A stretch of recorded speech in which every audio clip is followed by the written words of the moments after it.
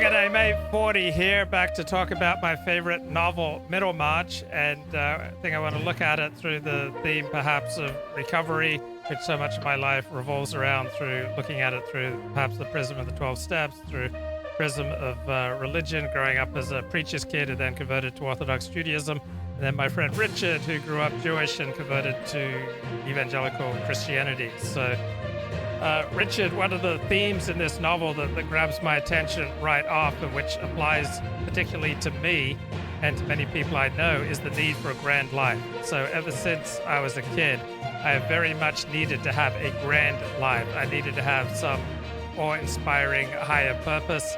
And when I see people like myself, I usually think that the bigger the desire for a grand life, the more intense the need to be a thought leader, the more intense you need for admiration, the deeper and the greater the wound that you're trying to heal through this grandiosity.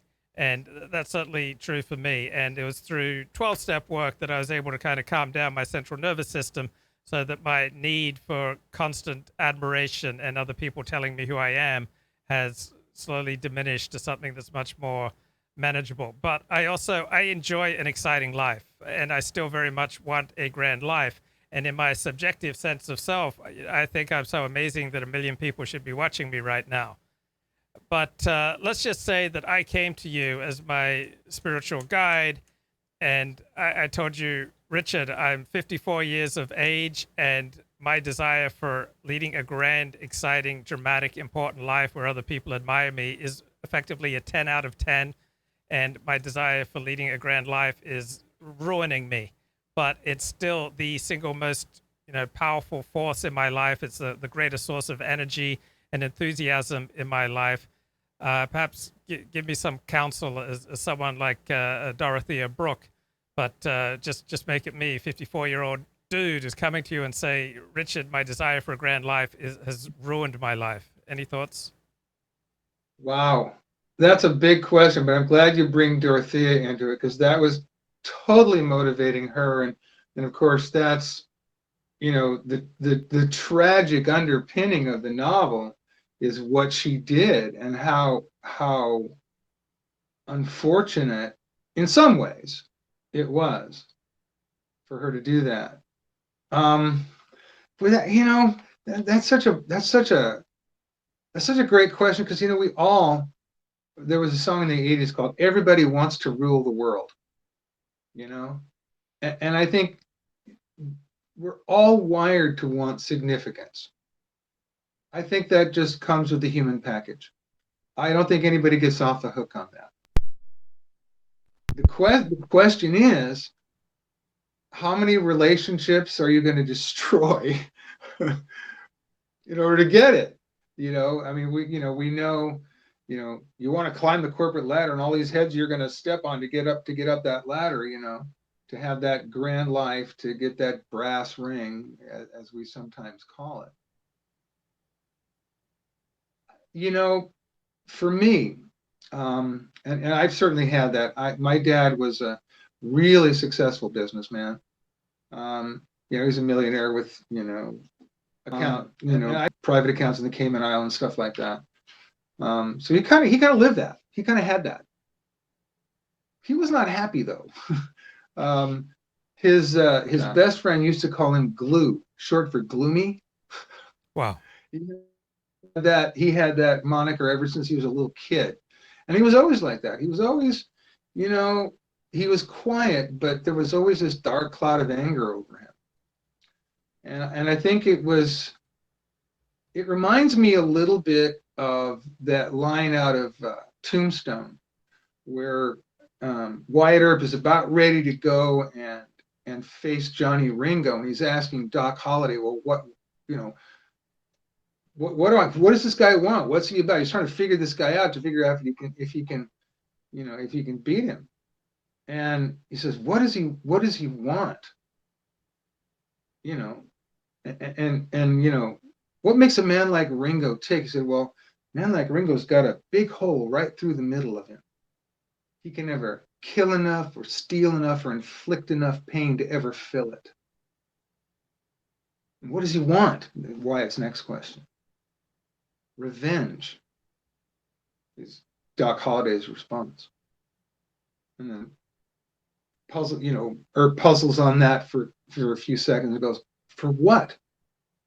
And then Doc Holliday says, and you know he's projecting this, but it's also true.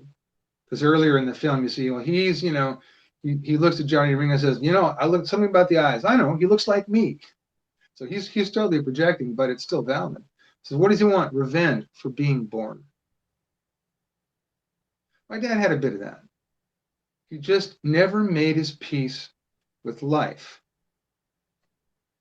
And I think that's what a spiritual path leads us to, is making our peace with life. You know, I was looking at one of the questions here, the first one you have. Should one enjoy the finer things of life, such as horse riding, if there are poor, suffering people around? And of course, when you put that in context with the question you're asking, well, I want to have this big, grand life. Well, are you going to do that at other people's expense? And if you have that, what's going to be your emotional wiring? Or how are you going to deal with the fact that there are a lot of people out there who don't have that, who envy you, and maybe who resent you, and maybe you don't like them because they resent you, and so that just sets off a string of terrible things. So I can speak from my own personal experience and what my faith teaches me. It's that my value doesn't come from what I do. It comes principally from my connection with God, my connection with my higher power, from a recovery standpoint. That when I have that, then everything else that comes out of that, you know, there's the basic emotional needs that I have for significance, for peace, for you know, just being okay with myself and being okay with other people. That all of that stuff's already there. Because my guess is, and my experience tells me, that most people, like you said, who go after all these big things, they're wanting to fill something that's missing. And most of the time, that's what's missing. In fact, all the time, it's relationships. Having relationships that are fulfilling, satisfying, and nurturing. If we have those, everything else that comes out of that's overflow. And if you have that, then you really have, I think, what we're all chasing. Because, you know, most guys who want to have $1 million or $2 million or $10 million want to do so people will like them and respect them. Of course, they may or may not be willing to treat other people with that same kind of respect or that same kind of, you know, appreciation. You know, they may just want to use them to get what they want, so that the people they want to like them, will like them. But that's a recipe for misery. And I've seen it over and over again. I know you have too. Well, let me challenge you here. So let's say that you were speaking to me as the governor of California. Would you really try to tell me that 0 of your self-worth and feeling of value comes from your work?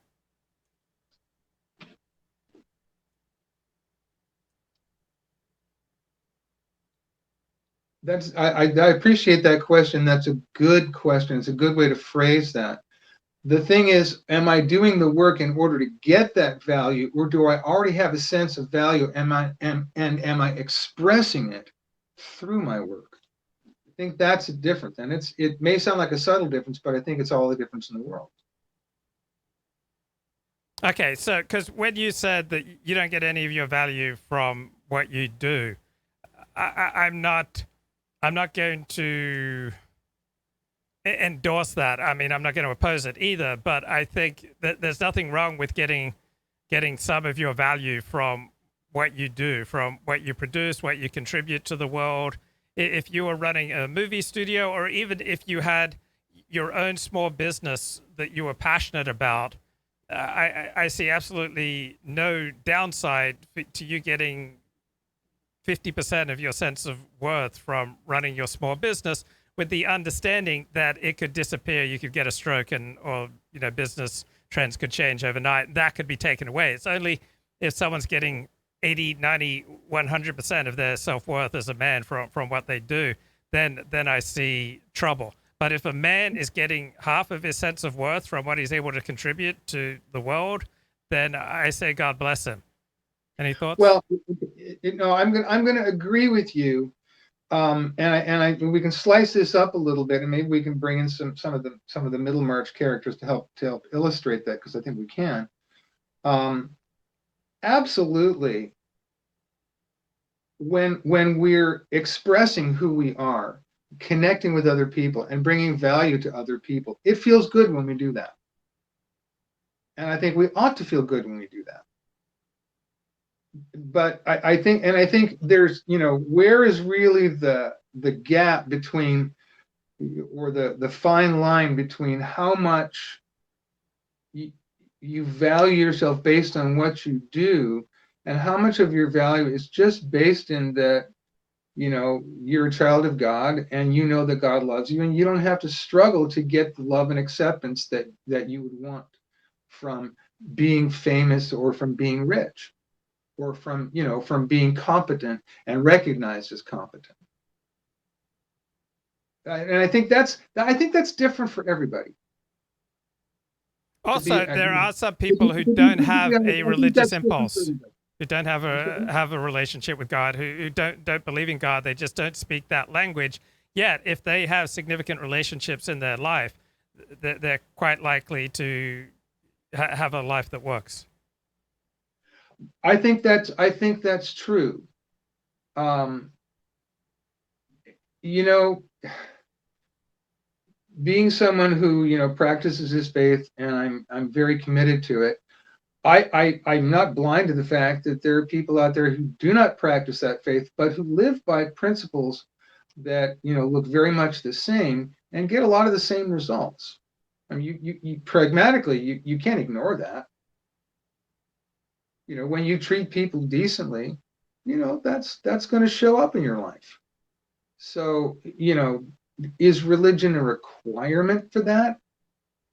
I don't find evidence for that. Is religion a clear path that most people can find with the help of a community? I think that's one of its great values. Of course, that's the value of 12-step too, is that kind of maturity, that kind of well-being in terms of how we relate to each other, how we relate to the world, and how we relate to a power greater than ourselves, which I think is the beauty of 12-step, is that it though they had certainly the founders of AA and their mentors, the Oxford group, had a very clear and very decided idea of who God was. They referred to him as he. So they had a very clear idea of that. But they also recognized that the principles that the program certainly presents can work without religion. You don't require religion. And part of the reason for that, I think, is because the steps really access the structure of reality in terms of how we are emotionally designed to operate in relationship with other people, emotionally, physically, and all those other things. I think it accounts for that in a quite remarkable way. So I'm going to turn the show over to you in about half an hour so that you can take it where you want to go. But meanwhile, I'm going to drive the truck here. So I just love this. You can drive the truck the whole time. I'm fine with that. Okay.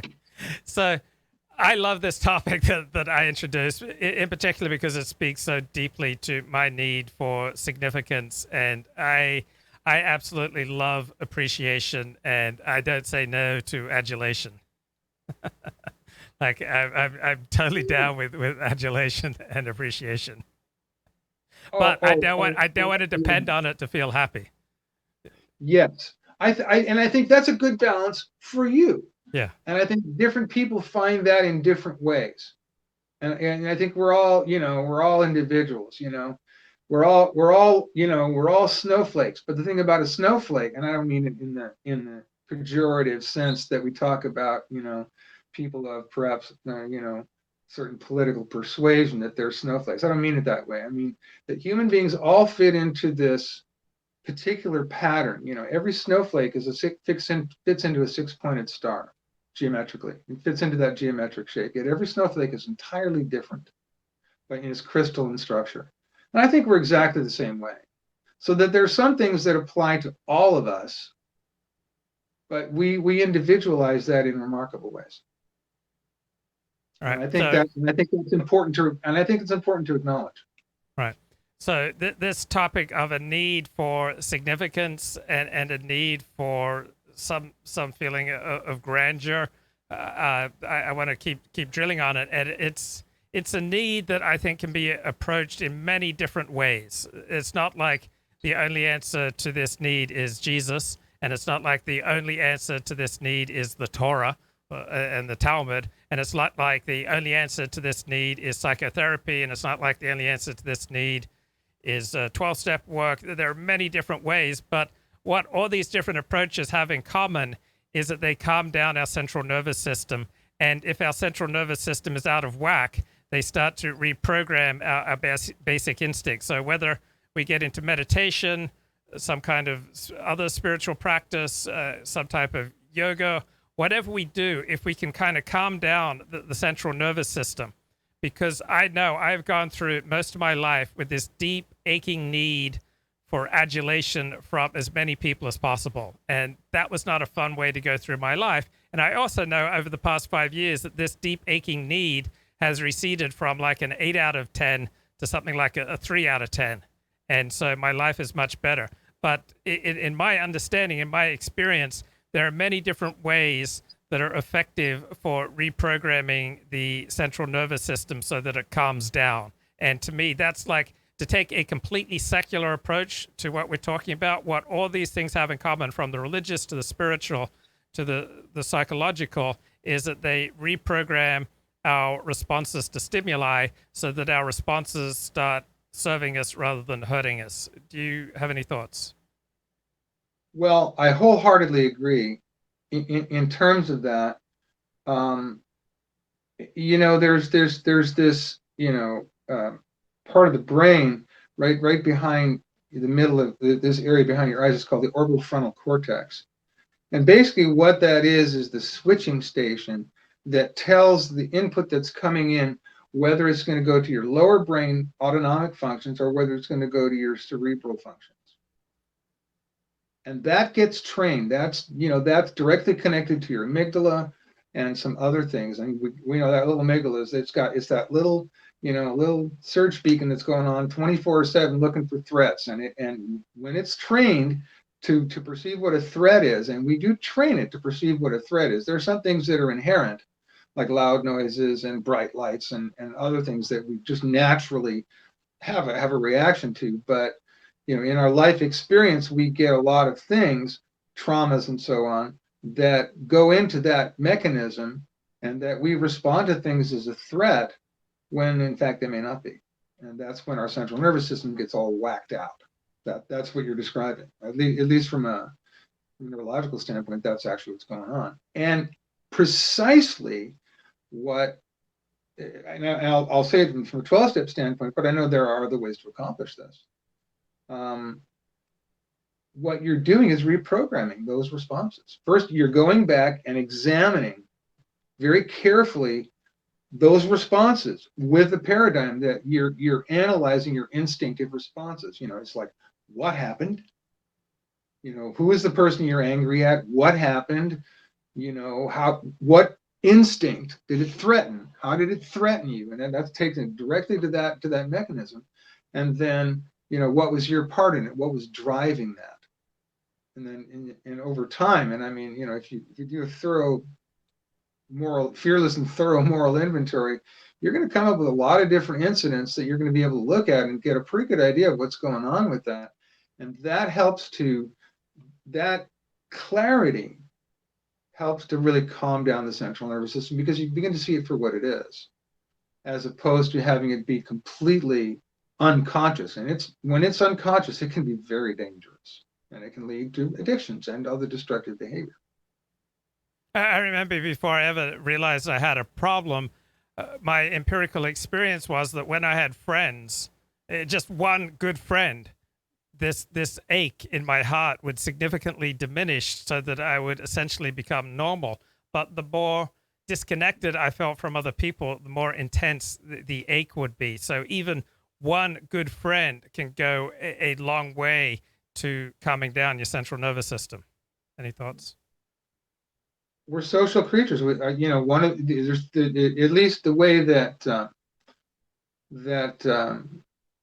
it's talked about in 12th step, and I talk about it from that standpoint because I'm probably most familiar with that paradigm. Although you can take it into other areas, and I'm interested in those. But you have three basic instincts: your social instinct, which is the instinct that connects you to other people, and there's a balance between the competitiveness and the collaboration, and the desire for those things. There's just a pure instinct for survival, physical survival of your body, and that's your security instinct. And then you have the sexual instinct to reproduce. Now, all of those instincts in human beings have very complex expressions.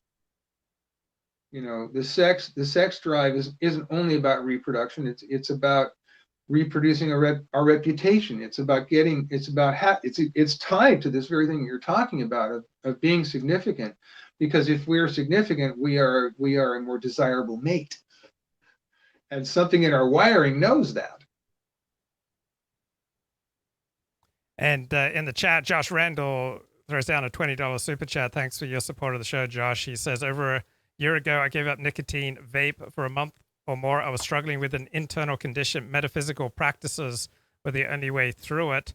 So meditation went from a biohack to a mandatory daily discipline. Also, serving others treated the condition better than anything else. Yes. So if you can get a feeling of significance from being of service to other people, that's about the greatest hack around for calming down your central nervous system. Because one, you get a feeling of significance. Two, you might even get a feeling of grandeur. Three, if you get into some sort of volunteer position, it will inherently start connecting you to other people. And so that's a great way to start to calm down. Any thoughts, Richard? Well, there's a neurotransmitter called oxytocin, which has tremendous calming effects. And what they're discovering is that the kinds of things that causes that release very often are like acts of altruism or being kind to somebody, are the very things that release that neurotransmitter. And that neurotransmitter has a profound calming effect. Yeah. And I know, for example, in my traditional Orthodox Jewish community, many bachelors say once they hit age 40 or so, they feel very uncomfortable going to synagogue because Orthodox Judaism revolves so much around the family. But if you have a volunteer role to play at synagogue, it takes away the anxiety. If you have a volunteer role to play in your community, it reduces the anxiety. It gives you a sense of purpose. And it's also a great way to meet people, to make friends, and to reorient other people's picture of you, like people who have, say, a negative perspective on you, but then they work with you in some kind of volunteer capacity. It can rewire their perspective on you. I know people who've gotten married from volunteering. Now, on the other hand, this is the problem, particularly for the addictive personality. You find something that works, that makes you feel good, and then you end up volunteering 30 hours a week. So Dorothea Brooke, she very much wants to do good in the world, but her her notions of grandeur and doing good in the world. I mean, she seems to spend much of her spare time drawing cottages, and I'm skeptical of how much actual training and ability and what she can actually contribute in drawing cottages. So it's not enough just to volunteer. It needs to fit it in a proper balance, because you can certainly do an excessive amount of volunteering. Richard? Well, if we're gonna, bring Dorothea into that, which I think is a good thing, you know,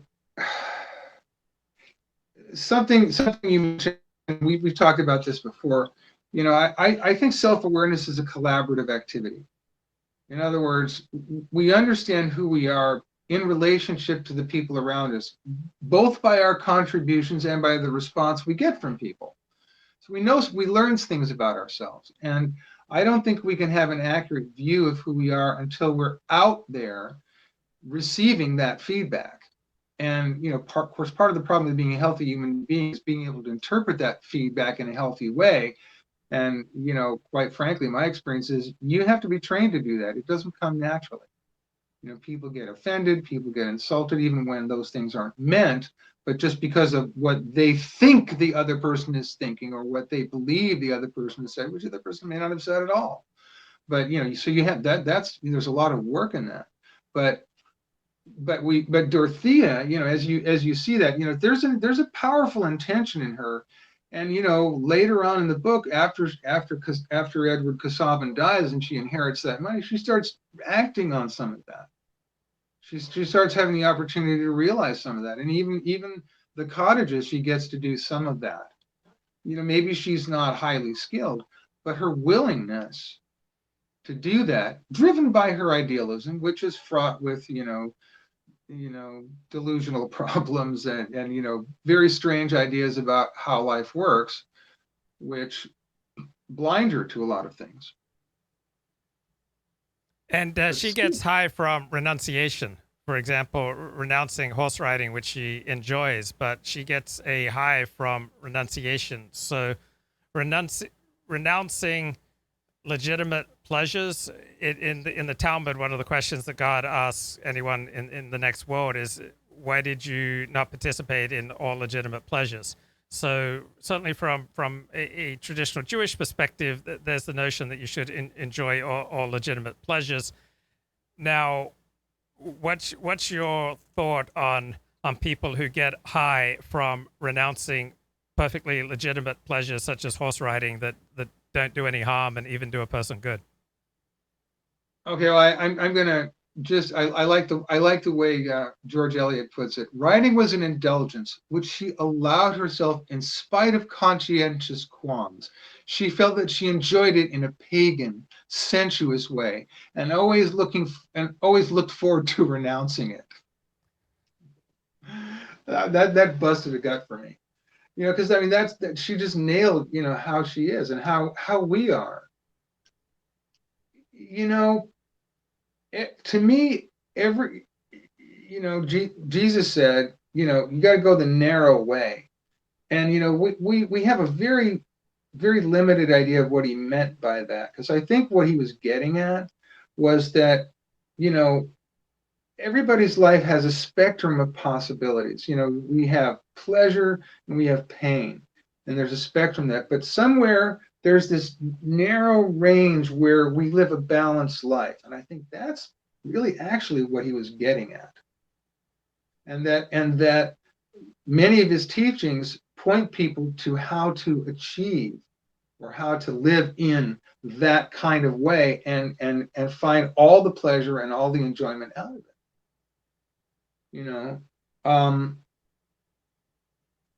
My wife and I choose to have a very simple, frugal kind of a life, but we're not depriving ourselves of anything. We're not feeling a lack or missing of anything. We go places. We're planning a trip to the Grand Canyon and a number of other things that we're really excited about doing, and we can do that. And we get a lot of enjoyment out of very simple things. And I think part of that for me is just I let myself enjoy them. Because I'm not trying to prove something. It's funny how as my compulsive need to prove, through my recovery really diminished, what I find enjoyment in greatly increased. The spectrum of things that I became grateful for and able to enjoy a lot more gave me so much of that enjoyment that I was trying to just force out of this thing where I was pouring all my energy into and could barely get enough. You know what I'm talking about? Yes, absolutely. I mean, it could be just as simple as like what you want to watch on Netflix. I just love sports documentaries. I mean, that's like the greatest joy in the world. It's not something highfalutin. Just give me a good sports documentary, and I'm as happy as Larry. Hmm. And what's funny for me is, I'm not a sport. I'm not a sports fan. I have no negative feelings about sports. I think they're wonderful.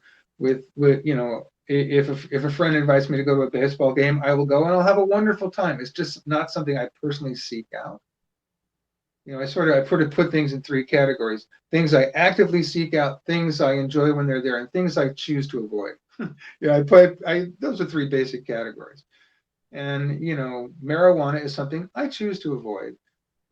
Baseball is something I enjoy when it's there. Interestingly enough, 12-step meetings are something I just seek out, and I get tremendous enjoyment out of them. Hmm. And Now, then, and I'm not trying to manufacture that. That's just I just noticed that I have that experience, and I went, oh, okay, great. I have that experience, and life finally is here to be experienced, and what we want is an experience that we enjoy. We want an enjoyable experience of life. Now, life presents a lot of challenges and pain and difficulties that we want to avoid, and of course, you know, if you live in the expectation that those things aren't supposed to be happening, that is the greatest fountain of misery I've ever found. Because if you're not willing to take life on life's terms, you are going to be miserable. And life is going to present wonderful things and difficult things. And I think part of spirituality is the resilience to deal with the challenges in a healthy, and respond to them in a healthy way. Whether that's, a loss, like death of a spouse, parent, something like that, or God forbid, worse yet, a child, or loss of a job or anything like that. And how can you respond to that? How do you stay resilient in that, and not just dive into a ditch in your life? if I had to give someone one novel about underearning or financial solvency, this would be my choice. I can't think of anything else that comes as close with its wisdom. Any thoughts? Oh, that's the vein of gold in this book. I agree. You have so many different cases. Let's take Edward Casaubon first. If we want to put the filter of under earning and under being, which means somehow or other you don't live up to your potential, or you choose to hide and not be visible and restrict people from seeing what's really going on with you. Boy, he's a classic. Now he inherited the money he has, and it allowed him to sort of live this very rarefied life where he was very self-satisfied, and had this idea that he was doing this wonderful thing, but he never put it out into the world to test it. And whenever anybody like his wife Dorothea sort of said, well, why don't you collect your book and publish it, he was indignant, like, how dare you, you know and that's classic, because he's living in a delusion. um and look at all the unhappiness it created. Unhappiness it created him, because the last days of his life, he was desperate to try to get something out, and then he died before he got a chance to do that. What a horrible thought. I mean, what a really horrible thought. Yeah, and it's true for all of us. I mean, everybody dies disappointed, though it was particularly keen in his case. I heard this great summary of mental health and addiction in a 1998 book by psychoanalysts, a collection of essays called Relational Perspectives on the Body. So this one guy, Sheldon Bach, suggests that a great deal of narcissistic and borderline pathology, as well as addictions, perversions, eating disorders, and psychosomatic disorders, are best understood in terms of the patient's inability to maintain an appropriate tension between two perspectives on the self, the subjective and the objective. So, in my subjective self, that's where I have all my wants, my desires, that's where I get my pleasure, my energy. I'm just seeing things from my point of view. Now, from an objective point of view, then that brings me back into reality. So, for example, if I have a resentment, let's say I have a resentment against my father that he didn't listen to me, and so I got this burn against my dad that he didn't listen to me, and as a result, this negatively affected my sense of self and my ability to navigate the world and my ability to be a successful human being. And if I just write this all out, suddenly the resentment starts seeming really petty because I have moved from the subjective resentment to objectively writing it out through the 4-step format in the 12 steps according to the big book. And suddenly it's just lost all its potency and power. Now it just seems, so what? It's just part of reality. Everybody lets us down in some way. The person who listens to you really well is likely to be the person who can't show up on time. I mean, everyone's got a downside. So this need we have to be able to oscillate between a subjective sense of self and an objective sense of self is essential for mental health and for staying out of addictions, because I would think that almost all addictions spring out of someone who's unable to see things objectively. They just see things from their own, childish, subjective pleasure principle. Any thoughts? Well, I agree with that, and I want to add to that. Again, coming back to the statement I made earlier that self-awareness is a collaborative activity.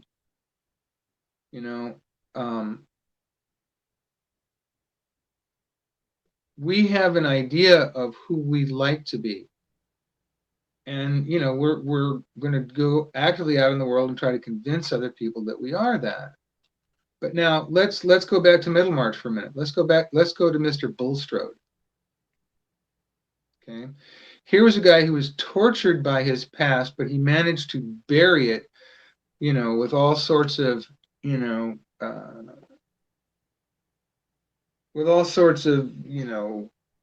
opportunities that he was able to do. The fact that he had money, although that when it was discovered that was gained by rather nefarious means, by a fortunate marriage, and partnership, he was completely rejected. So he didn't earn it honorably. And but when the truth of who he was, or what he had done, and the threat of its exposure, in Raffles, the voice of his past, the ghost from his past, comes and shows up and says, I'm gonna start telling people. And of course, there's that incident with Caleb Garth, which I just thought was wonderful. Caleb Garth was a perfect example of principles before personalities, and he chose that, and that was really interesting how that was done. I like the way it was portrayed. But we begin to see the power of those intentions when we see this guy Bulstrode, when Raffles is sick and when he's in his care, and where he brings Lydgate and he gives him, a prescription of what to do, but he also says, hey, I don't know if my prescription is going to work or if my prescription is going to kill the guy.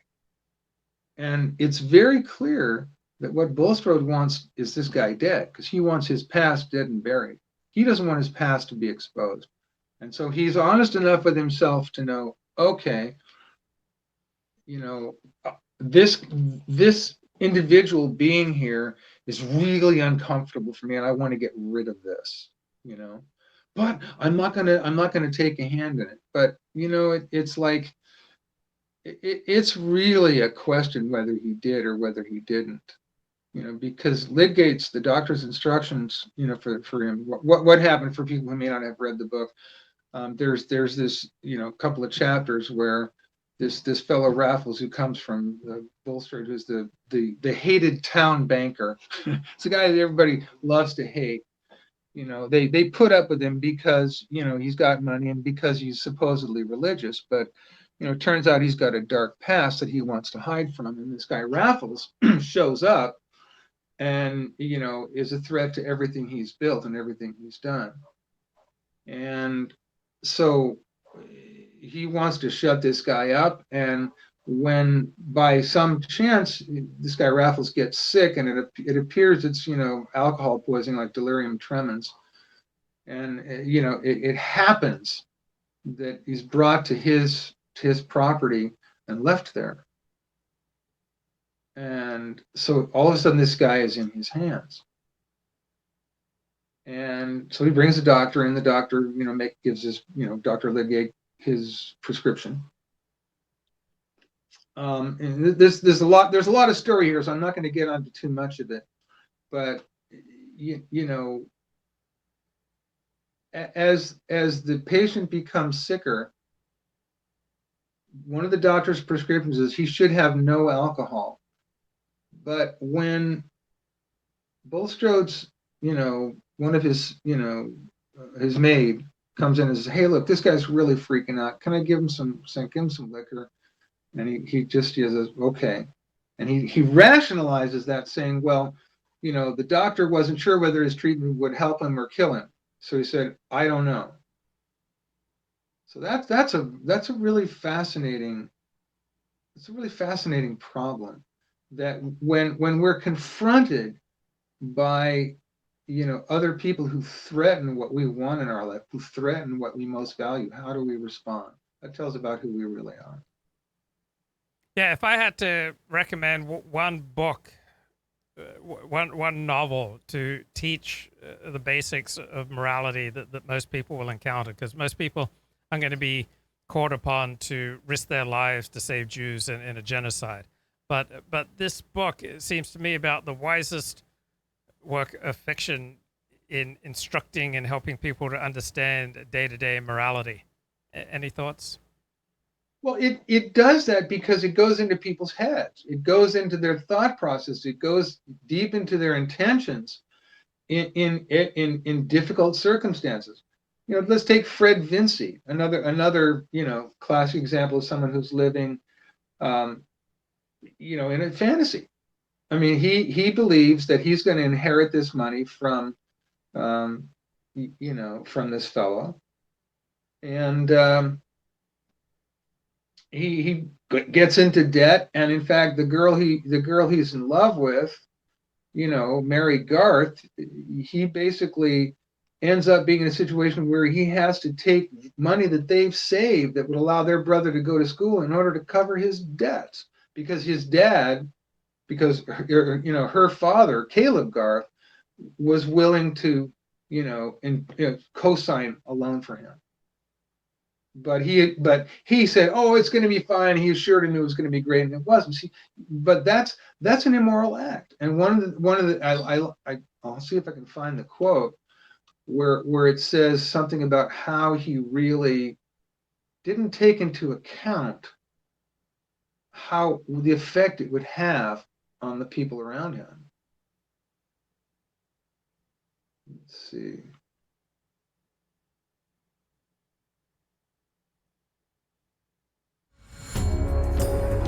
George Eliot, the pen name of Mary Ann I'm not going to let In a addition lot of to essays and go there, criticism, she wrote but basically he had this realization that, and it was humiliating to him, that these people who he actually really cared for suffered because of his carelessness. But the good thing is, he comes around. He's actually in this story, he's a character who, with some difficulties, goes through a recovery process, goes through coming out of that, and starts to settle down to have a life that where he's willing to produce value, where he's willing to work for Caleb Garth, and actually live a productive life, and he actually ends up winning the girl of his dreams, which I think is a beautiful story. But it makes the point is, if you're going to live this, try to be bigger than life, and you have no way to do that, then that's going to cost you, and it's going to cost the people around you too. So I'm thinking that so many of the idealistic characters in this book would be so served by just having perhaps 0.1% of their time devoted to trying to see an objective perspective on the situation. So from Dorothea Brooke, so this intelligent, wealthy woman with great aspirations, notes Wikipedia, to Tertius Lydgate, the idealistic, talented but naive young doctor, to Reverend Edward Casaubon, the pedantic, selfish, elderly clergyman, to Arthur Brooke, who's running for Parliament. A lot of people would have been far better off if they'd never run for public office, and Arthur Brooke would be one of them. Rosamond Vincy, if she just had a little bit more of a sense of reality. Fred Vincy, her brother, who is so irresponsible with his money and with his choices, that and Nicholas Bulstrode, the wealthy banker, if he just had a little bit more humility, that his secret may well be revealed one day. And if he had gotten along with people, they're much more likely to be forgiving than if he was this pompous, righteous. Right. They were looking to judgment. take this guy down. He had made so many enemies by basically thwarting people and by dominating them and by bullying them and all of those things. And the consequences are, we all make mistakes. And you're exactly right. The way he handled it was he was trying to hide it. And of course, when we try to hide those things, there's a great cost to it. And in this case, the cost is the murder of another human being, or what could certainly be interpreted that way. It's a gray area. Because I mean, he didn't go out and do it, but if he'd have followed the doctor's instructions, then he could have put it on the doctor. Instead, because his intention clearly was to have this guy go away, because he wanted to hide. It's when we want to hide who we really are that we get into trouble. And he, Nicholas Bulstrode is a great example of exactly how that works. And that scene where where they're going to vote on some expenditure. I forgot what it was, but and he said, well, we can't even talk about that until we talk about the fact that we want you, Nicholas Bulstrode, to retire from these positions because we're really concerned about things we hear about you. And how he deals with that is gets completely defensive and starts basically blaming other people. Yeah, speaking of blaming others, I would, in my life experience, probably half of people, if they'd undergone something akin to what Nicholas Bulstrode underwent at the hand of Raffles, but even something 1/10 as impactful, would blame their troubles on Raffles. Well, really, Nicholas Bulstrode's troubles are of his own making. It's just Raffles brings them to light. There was Right. a great American philosopher, James Burnham, who instructed his son, always act as though everyone knows everything. And so many people are always trying to hide things. But if you just go through life with the attitude everybody knows everything, it's a great relief, and it really helps to nudge one towards a coherent life rather than a life where various aspects of your life are constantly at war with each other. Anything there you want to comment on? I think that's maybe presented as as a proposition, like an act as if it was true, but I think it is fundamentally true. I think people always know. They may not be able to articulate it, they may not recognize it consciously, but I think they always know. I think ultimately those things aren't hidden. And they show up in the quality of our relationships. They show up in the quality of our work. They show up in a lot of different ways. They show up in a lot of different ways. So yeah, but just I like slogans, and I know in program we like slogans. It's a great slogan. Always act as if everybody knows, because sooner or later they're gonna, if they don't already. Yeah, And and you don't want one aspect of your life at war with another aspect. I mean, you don't want to be pursuing hobbies that everyone at church would be aghast to hear that you're doing. I mean, you don't want to be conducting yourself at the bar on Friday night in ways that would get you fired if it was only widely known by your employer. Even though it's off hours and it's none of my employer's business, but still, you don't want a life that's at war with itself. You want a life where it doesn't mean that all the different aspects of it need to complement each other, but you certainly don't want them at war with each other. Yeah, I'm thinking that there was a journalist recently who, was attending a Zoom meeting and decided to also attend a 900 call, and was caught on camera in a very unfortunate, embarrassing state. Yeah. Yeah, and it's like, boy, talk about that. That's such a clear example of that. It's like 28 years of his life and career just went down the drain for 10 minutes of enjoyment. Yeah. And then what about the notion that the nature of the human being is if someone brings to light something that you've done, that you then blame them for your troubles rather than taking account of your own role and your own misery.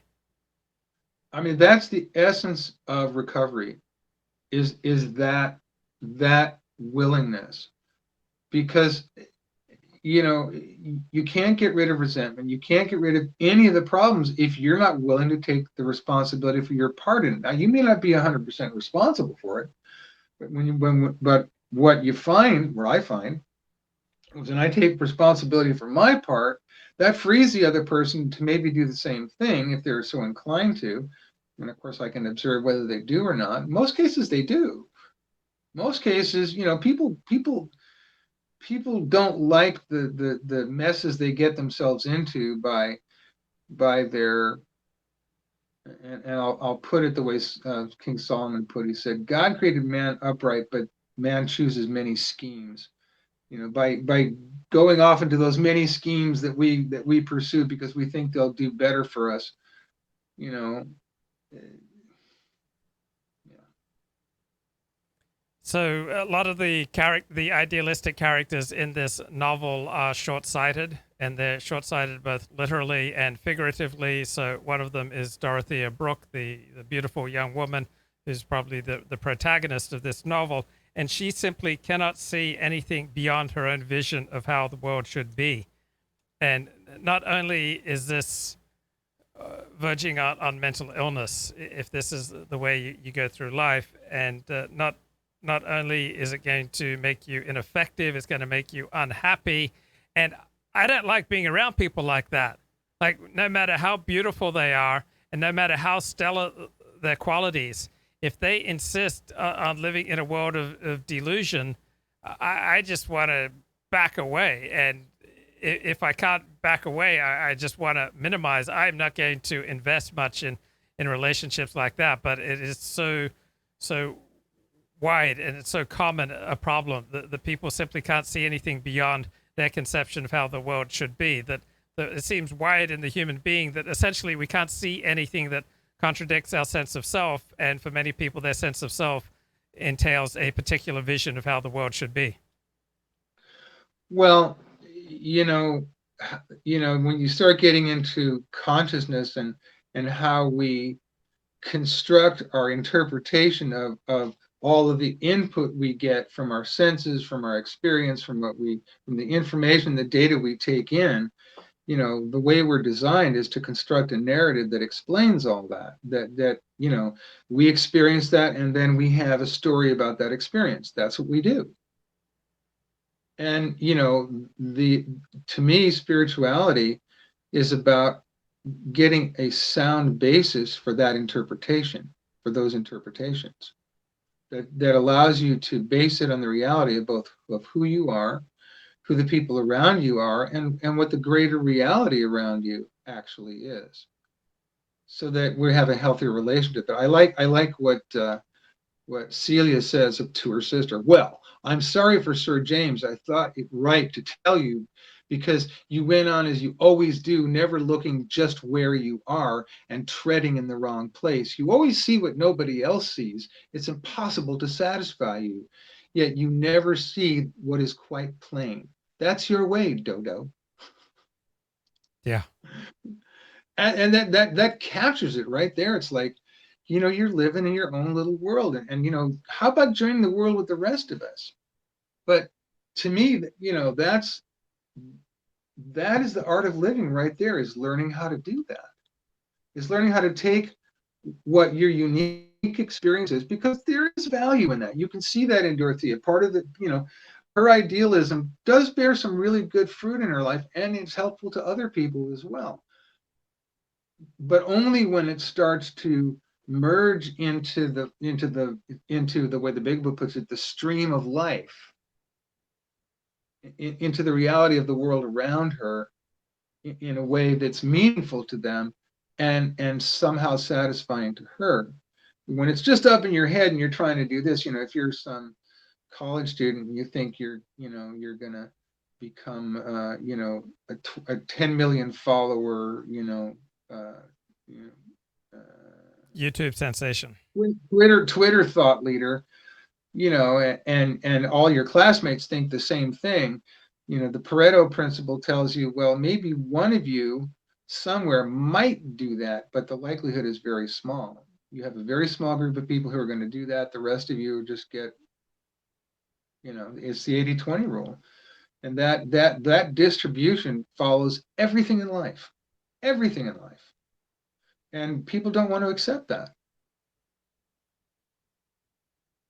Now, Freud had a great insight that's related to this on transference, that we don't tend to see other people as they are. We see them through our own past experience and through our own hostilities, resentments, and fantasies. And this is most dramatically true in falling in love, that you fall in love usually not with the person as she is. You fall in love with your fantasy about who she is.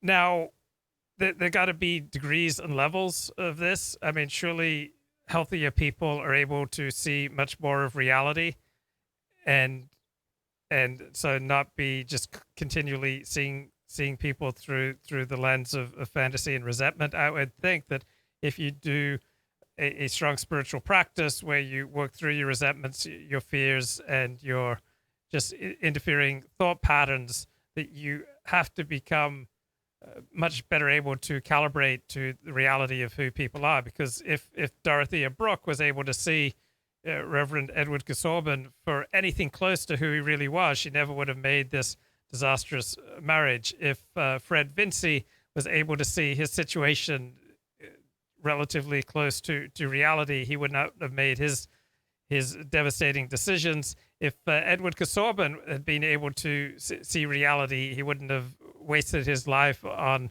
an unfinished book. And if Arthur Brooke had been able to see reality, he would have spared himself the humiliation of running for Parliament. So are we fated to only see people through the lens of our resentment, fears, and fantasies, or are we able to calibrate to increasingly see people as they are? I like that word, calibrate. I think that's a really accurate choice of words, because it is a calibration process. And I don't, there are some people who perhaps have a more advanced intuition about that to begin with. Some people who seem to have a higher degree of emotional intelligence, or but I think that's something that has to be cultivated and developed over a long period of time. I don't think for most people that comes naturally. It certainly didn't for me. I mean, I was, when I was Dorothea's age in the book, I was just like her. I was like off in La La Land. I mean, I really was, and I slammed into a lot of walls because of it. So I relate to her in that way. Well, I've never been married. I'm a 54-year-old bachelor, but you've had the experience, I assume, of falling in love, and you've had the experience of a marriage that's lasted over 2 decades. Is there anything that you can talk about in that transition from falling in love with a fantasy to the day in, day out reality that of a marriage that lasts more than 10 years, more than 20 years? Well, it's going to be